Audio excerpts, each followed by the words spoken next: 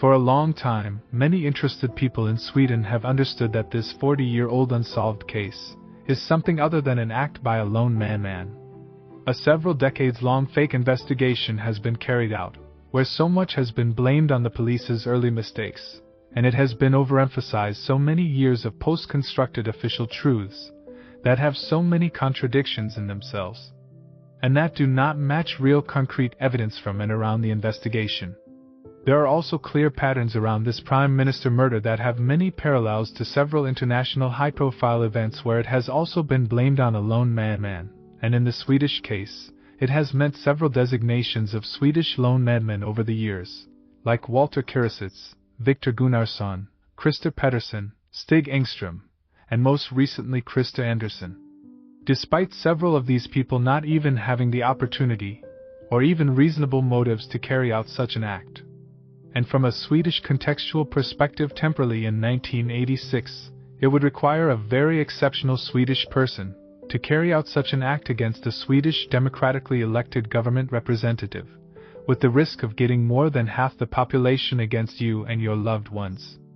That is why the lone man has never been a reasonable alternative. The problem is that no one before has been able to explain the hole behind the cover-up when they have pointed it out. The case has also been marked by all the strange formulations that have come from high-ranking representatives and involved prominent profiles in Sweden when they have actually spoken about the murder, in a way that undoubtedly suggests that the case could not be solved in a normal way, but that it was about a cover-up, and that they therefore know exactly what happened to be able to state that. We have, for example, immediately in the investigation, the self-appointed investigation leader and almighty driver in the fake investigation and cover-up, who has expressed himself very revealingly over the years. And for people to understand that there are often underlying motives and explanations to look for in these quotes, we will here list a whole lot that has marked the investigation over the years and revealingly been the subject of speculations of all kinds. With this film, we will give reasonable answers to all that most can accept the evaluation of, which only confirms the scope and the whole of what has been going on for almost 40 years.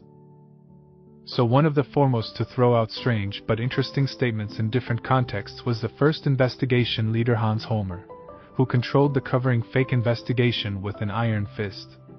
Holmér has among other things said that, when the truth about this comes out, the Swedish society will change fundamentally. Also that, it was Olof Palme himself who chose to be shot at Die Carema. And, it is the victim who has chosen the murder scene. Holmér has also said that, as soon as we can tell something, we do. I have a lot to tell, but cannot. Further, now I'm playing a high game, because sooner or later you'll get the answer. And, it was a state guerrilla that killed Olof Palme. And, the truth about Palme's death is now classified until far into the 2000s. Holmér has then in his own book written about the murder of Olof Palme as that he was shot in ambush on the open street.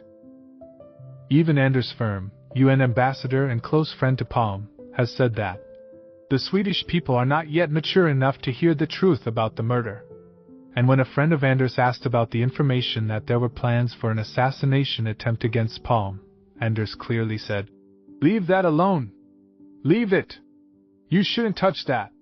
We also have a former minister to Palme and ambassador in Paris, Carl Lidbom, who has hinted that it might be best for Sweden if the murder remains unsolved. Or, it would be best if the murder of Olof Palme never gets solved. Olof Palme's close friend Harry Schein has also stated that there are state-bearing forces that do not want the murder of Olof Palme to be solved. We also have revealing information from the former director of Bofors, Martin Ardbo, who really rings in how aware he was of what happened.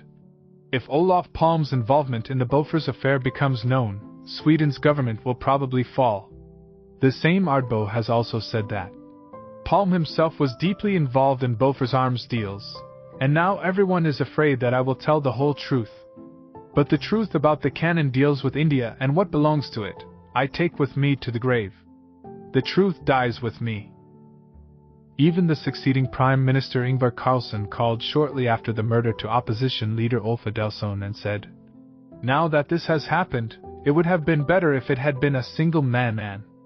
But it seems to be very well planned a long time in advance. It is a sign that there is a group that does not shy away from anything to damage Swedish society.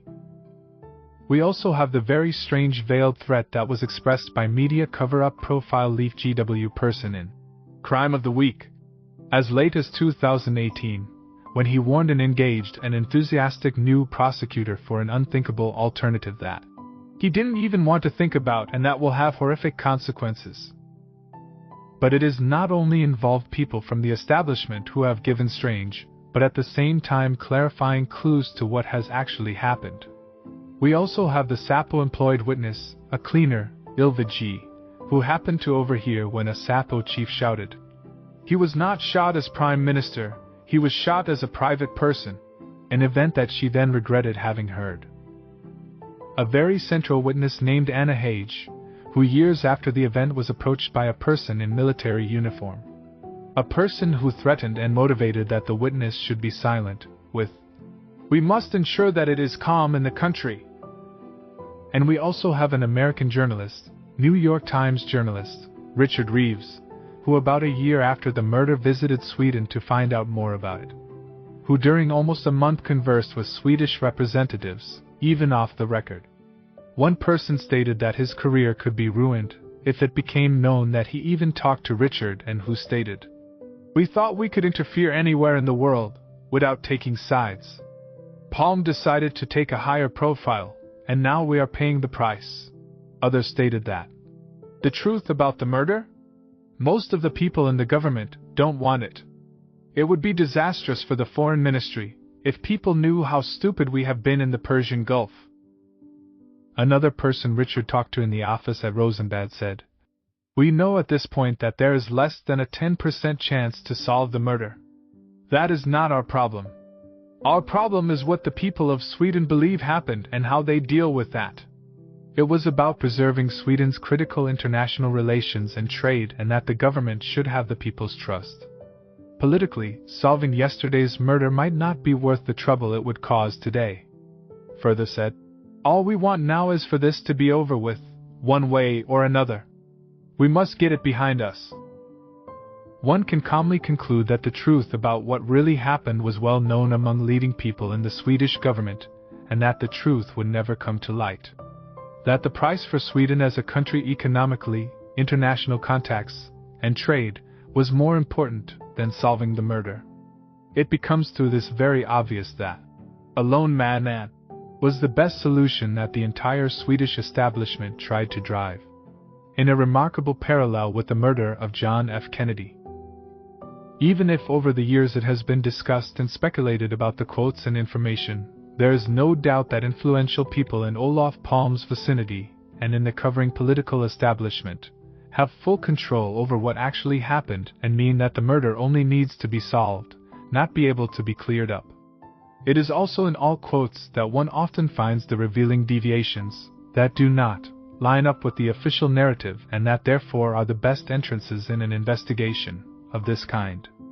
Also as a confirmation that one is probably on the right track. Do the strange quotes correspond to what actually happened, or does one need to dig further to get even more reasonable explanations? This pattern also becomes clear in the concrete information we will come to, such as that just hours after the murder, deliberate and covering activities began to pin the first lone man, who in Sweden has been called the Mad Austrian, Walter Kurisitz. A person that the covering investigation leader Holmer only meant got away with the skin of his teeth because he happened to have a police alibi at the time of the murder.